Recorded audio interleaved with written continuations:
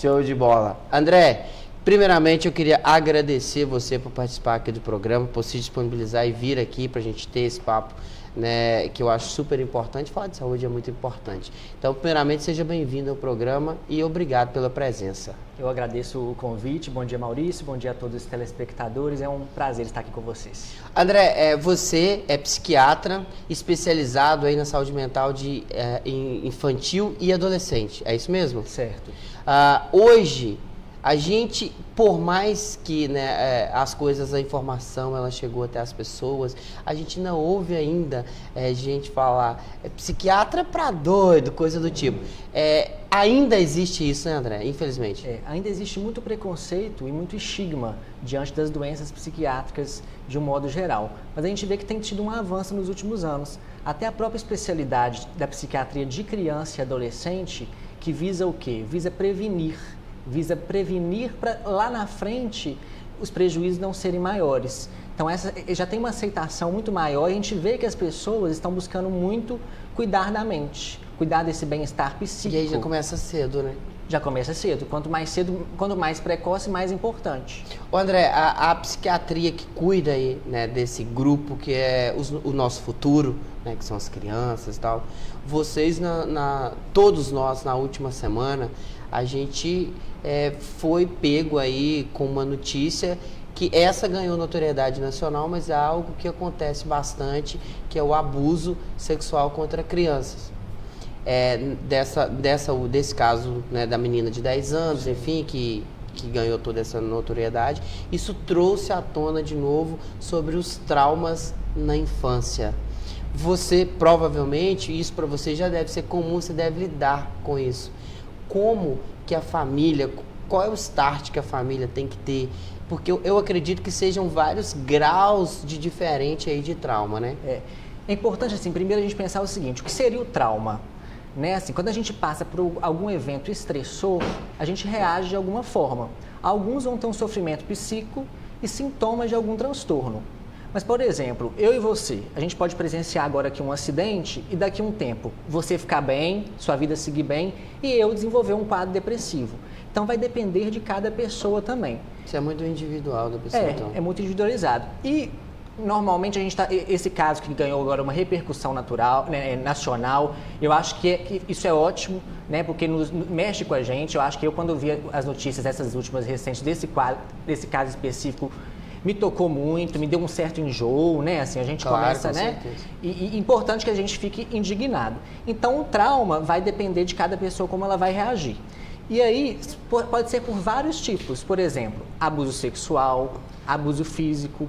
Pode ser aqueles filhos que presenciam muitas brigas entre os pais, acidentes de trânsito.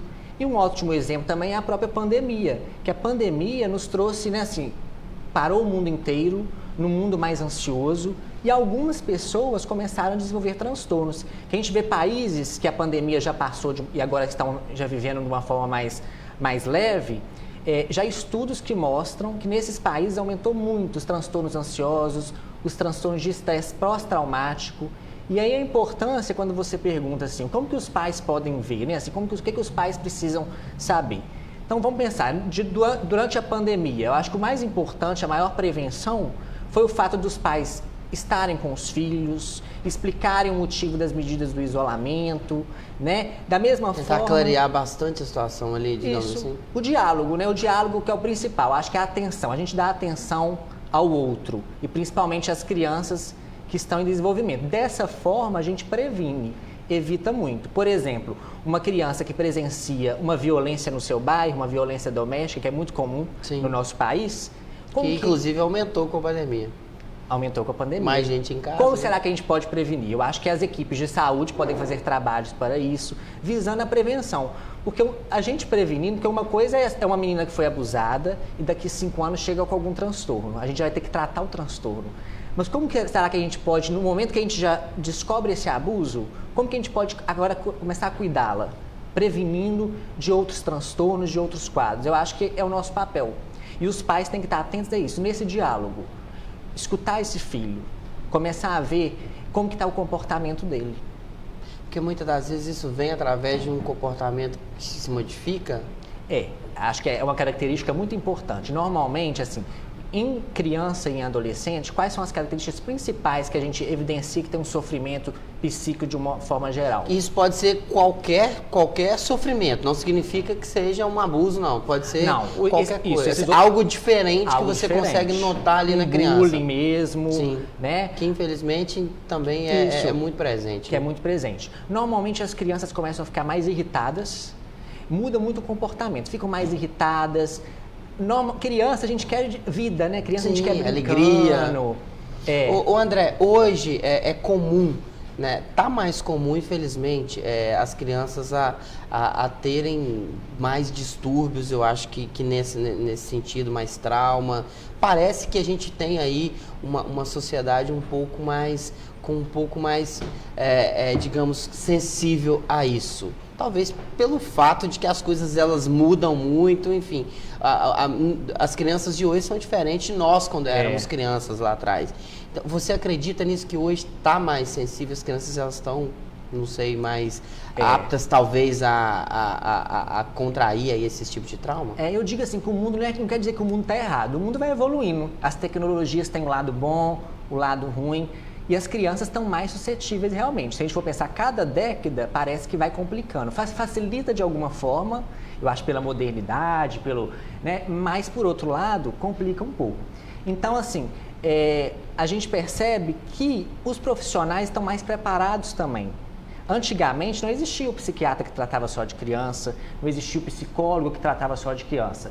Então hoje as equipes estão mais preparadas para fazer o quê? A prevenção, o diagnóstico, encaminhar para os devidos tratamentos, para que essa criança desenvolva de uma forma correta, tenha um desenvolvimento cognitivo, emocional, da maneira que a gente gostaria. Sim. Doutor André, no caso em específico dessa garotinha que foi abusada sexualmente dos 6 aos 10 anos. Vocês foram 4 anos aí. Eu acho que a gente não está aqui julgando nada, mas falhou um pouco da família. Um pouco não, acho que muito da família, e não consegui detectar isso. Mas essa menina, rapaz, se a gente analisar, olha que situação, ela engravidou, né, fruto desse abuso, e ela já passou por esse aborto, agora ela se recupera bem, graças a Deus.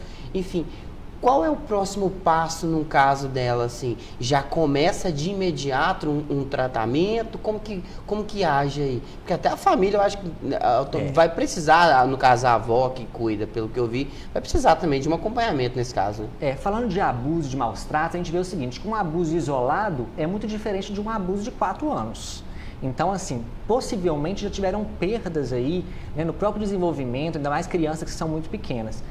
Mas o que a gente precisa fazer? Já identificado o abuso, identificado, né, o agressor, principalmente o ambiente. Normalmente, a gente vê que o agressor está dentro de casa, né, é próximo, principalmente em criança. Em adolescente isso diminui, já é mais parte da comunidade. Mas em criança, quando tem casos de maus tratos e de abuso, está dentro de casa, a gente precisa cuidar dessa criança. E vai precisar do quê? De acompanhamento psicológico, com terapia. Já começa imediato, no caso. Imediato. Esse acompanhamento. E acompanhamento também com psiquiatra. Não quer dizer que vai tomar medicação. Sim. Né? A gente vai ter que escutar, vai ouvir, vai acolher essa menina. Que pode ser que daqui a um tempo desenvolva bem. E pode ser que tenha alguns traumas e alguns transtornos decorrentes a isso. Entendi. André, infelizmente, né, junto com esse caso, acabou vindo aí números que nos assustam, assim. Ontem eu estava lendo sobre o assunto e a cada 1 hora são 3 a 4 crianças abusadas. Nem toda criança, infelizmente, ganha a notoriedade que o caso dessa em específico ganhou. É de assustar. É assustador isso. É assustador. E a gente vê que é subnotificação ainda. Sim, há subnotificação e ainda temos situações, eu estava lendo, que muitas das vezes a própria família, ela dá uma abafada ali no negócio para tentar resolver como se fosse sozinho, e depois, muito mais tarde, essa criança cresce e ela acaba até muito contando, assim, pela vergonha, pelo medo. Que é um assunto muito delicado, né, doutor? Muito delicado, que normalmente a gente lá na frente pegava muito esses casos de pessoas que foram abusadas. Quando crianças. Que foram crianças. Então a gente vê a importância hoje, lá de trás, a gente começar a fazer essa prevenção. na comunidade, informando como esse espaço aqui está acontecendo, né? Que eu acho que é o mais importante. Entendi. E obviamente assusta. E junto com isso também, eu acho que vale também a gente chamar um pouco a atenção de quem está em casa, e junto com isso vem as pessoas que sempre querem achar um culpado por a situação. E ganhou também notoriedade a nível nacional, não sei se você teve acesso a essa informação, uma professora no estado de São Paulo que fez uma publicação, e na publicação dela na internet ela falava que foi bem pago o que essa criança teve, porque durante 4 anos a criança não pediu ajuda. Olha, você está falando de uma criança de 6 anos de idade. Sabe, que foi até o Zé. Então é também assustador a forma como algumas pessoas enxergam. A falta de empatia. Ela tem a necessidade de colocar a criança ainda como se ela fosse culpada.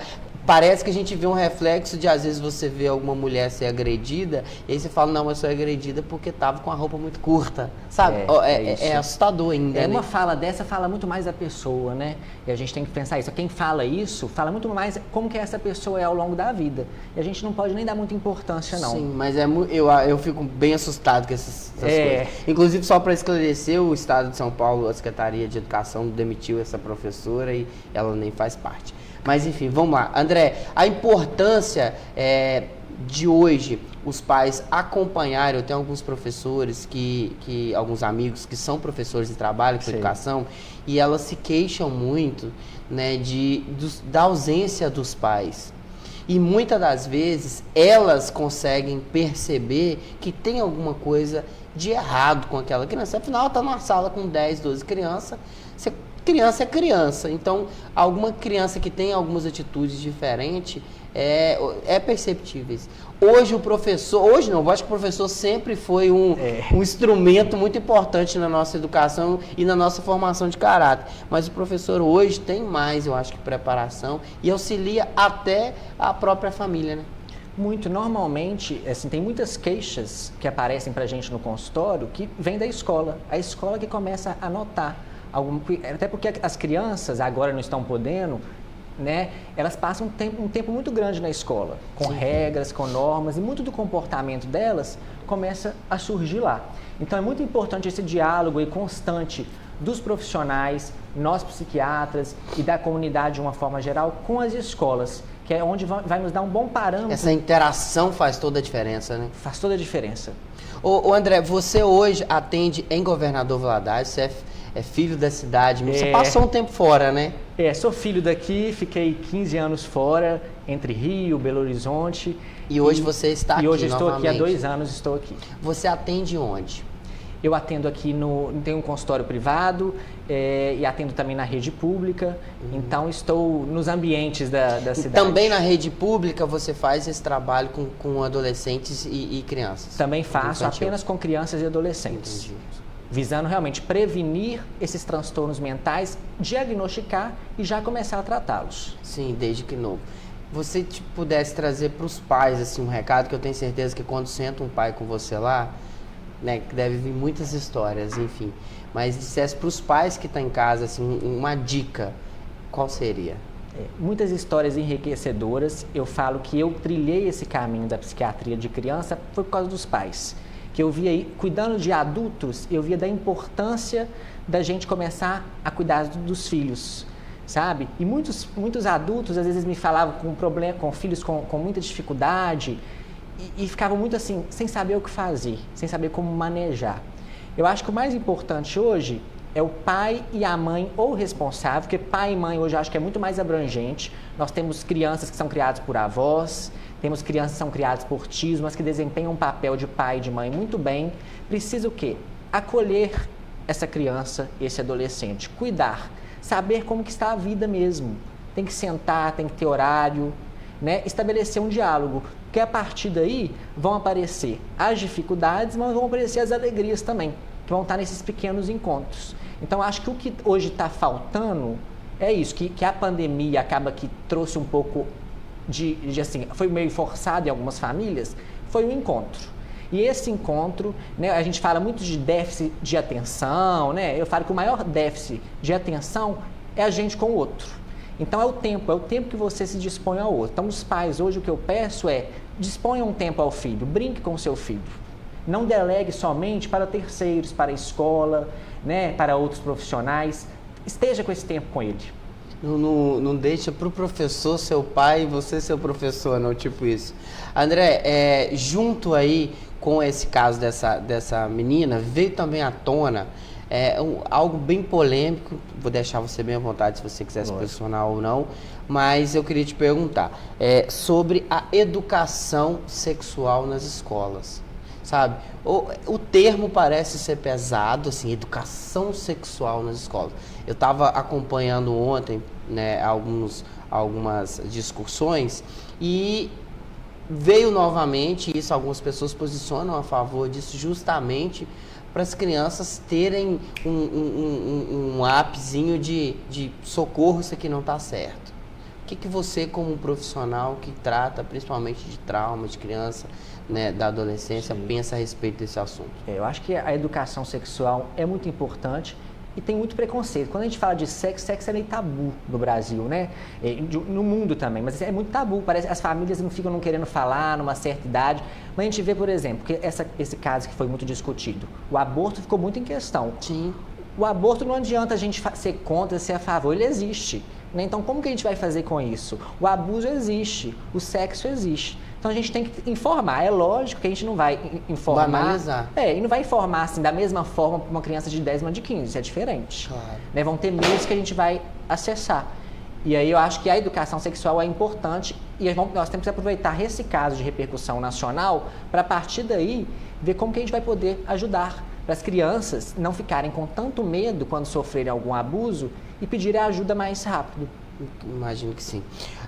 Você acabou entrando aí no outro assunto, que é sobre o aborto, que hoje está previsto em lei, né, que o aborto ele é permitido com alguns critérios, e mesmo obedecendo aí ao que está previsto em lei, obedecendo critérios. No caso, lá eu pude ver que se coloca em risco a vida da mãe, pode, se é fruto de um estupro, pode, até tantos meses pode, enfim, tem toda umas regras que eu não vou entrar em questão, que eu posso me esquecer ou me confundir de alguma. Mas mesmo assim, a gente viu também os, abre aspas, bons costumes religiosos, ou algumas pessoas que se dizem religiosas, é bom lembrar isso, algumas pessoas que se dizem religiosas, porque eu vi até alguns famosos, inclusive o Whindersson Nunes postou nas redes sociais, ele falou, tem tanto Jesus atirando pedra que parece que a coisa ela virou. Sim. Né? Fazendo, né, uma crítica aí. E ainda é assustador o quanto eu acho que quem coloca esse nome religião na frente para se posicionar em algo que eu acho que é tão cruel quanto o estuprador foi, para mim é tudo farinha no mesmo saco. Mas enfim, a gente ainda vê a religião ainda brigar por uma coisa que já teoricamente teria que ser diferente. É isso, dogmas e o fanatismo religioso, que não leva a lugar nenhum. A gente não pode generalizar, como você falou, porque o que a gente viu foram fanáticos religiosos. Sim. Não só nesse caso, como em outros. Bacana. André, pessoal que está em casa, que percebeu alguma coisa diferente na criança, como você disse, o déficit de atenção pode ser o pico aí, a oscilação do humor pode ser diferente. Qual o primeiro passo que a família deve fazer? O primeiro passo, quando você identifica que tem algo diferente com o seu filho, pode ser uma irritabilidade, uma mudança de comportamento. A gente vê muito aquela criança que tinha prazer em brincar, que tinha prazer em ir para a escola e começa a não querer mais. Começa a ficar mais no quarto, ficar mais isolada, começa a ter uma queda do rendimento acadêmico, uma queda das relações sociais, né? Ela começa a interagir menos com a família, com os outros. Já identificando que tem alguma coisa que está fugindo do padrão, do que é esperado, é procurar ajuda. De preferência, procurar ajuda com psicólogo especializado em criança e adolescente, e psiquiatra especializado em criança e adolescente. Que a gente também tem que pensar, né, Maurício, que muitas vezes os pais têm um pouco até de medo de achar, não vou levar porque senão vai ter medicação. Eu tenho medo da medicação. E muitas vezes não vai ser necessário, medicação, né? é mais precisa de passar por uma avaliação mesmo. André, tô com uma pergunta aqui de uma telespectadora que fala o seguinte: como é feita a avaliação inicial, né, de uma criança? A avaliação inicial de uma criança da psiquiatria, né, Sim. que é a minha área, a gente atende a criança separadamente dos pais. Aí nós vamos usar o quê? Alguns artifícios lúdicos, da brincadeira, nós vamos entrevistar. Primeiro a gente atende a criança. Só você e a criança. Só eu e a criança. A não ser que seja algum caso que no momento não possa. Entendi. Tá? Mas criança e adolescente a gente atende primeiro separadamente a crianças, antes de escutar o pai e a mãe. Depois a gente vai atender os pais, para saber a queixa, o que realmente motivou os pais a procurarem ajuda. E depois nós vamos juntar todo mundo, para ver como que é a interação entre eles e como que a gente Só vai poder então ajudar. depois que você consegue chegar num diagnóstico. E muitas vezes, em criança, às vezes no primeiro momento a gente não chega no diagnóstico. Por quê? É muito comum eu precisar o quê? De ter que pedir uma avaliação de outro profissional, de uma fonoaudióloga, de uma terapeuta ocupacional, de uma psicóloga, para a gente elucidar mais o caso, pedir um relatório da escola. Então, muitas vezes o diagnóstico não é no primeiro momento. Alguns casos que são mais clássicos, a gente já consegue. Ô André, tem mais pergunta aqui, e aí o pessoal agora começou a mandar pergunta. Que legal. Dona Fabiana Ribeiro, como é feito esse tratamento? Aí eu acho que é meio que personalizado, né? Assim, vai depender de cada caso. Isso, né? vai depender de cada caso. Sim, depender de cada caso. Tem outra aqui, qual a finalidade do tratamento psiquiátrico? Eu acho que a finalidade é tratar os traumas mesmo, né? Isso tratar os transtornos. Ou até mesmo evitá-los, né? Isso, evitar. Bacana. Como é feito o diagnóstico, você já tinha dito. Avaliação inicial também já tinha dito. Só para finalizar aqui, eu acho que você já respondeu no início, mas ela deve ter perdido. Dona Beatriz, ela pergunta: que são doenças psiquiátricas? São somente pessoas desequilibradas? Não, as doenças psiquiátricas, todos nós podemos ser acometidos por alguma delas. Vai desde um quadro leve de depressão, um quadro de ansiedade, a transtornos psicóticos, a esquizofrenia, né?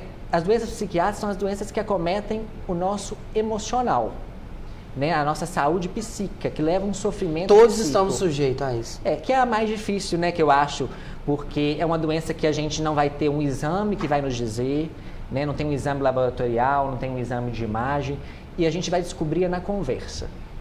O diálogo, acho No que é a diálogo. base de tudo. André, quero te agradecer pela presença, responder as perguntas do público, as minhas, que eu te deixei no balango aqui, porque eu ia lá em cima e voltava embaixo, mas enfim, espero que você tenha gostado. E agradecer mesmo pela participação, agradecer o público de casa que acompanhou, eu acho que deu para tirar bastante dúvidas no momento que a gente está tão em evidência com esse assunto, que é traumas, enfim, as nossas crianças que são nosso futuro, né, André? A nossa sociedade aí. Então tá em nossas mãos deixar aí crianças, né, saudáveis, para que venham aí os próximos, né, cidadãos aí com mais consciência, com equilíbrio emocional bacana, né? É isso, vamos nos cuidar das crianças, cuidar do outro, principalmente, né? Destinar um pouco do nosso tempo ao outro. E eu agradeço, né, ao convite e espero ter contribuído um pouco com vocês. Com certeza. E vai voltar mais vezes, porque o assunto ele demanda muito tempo, viu?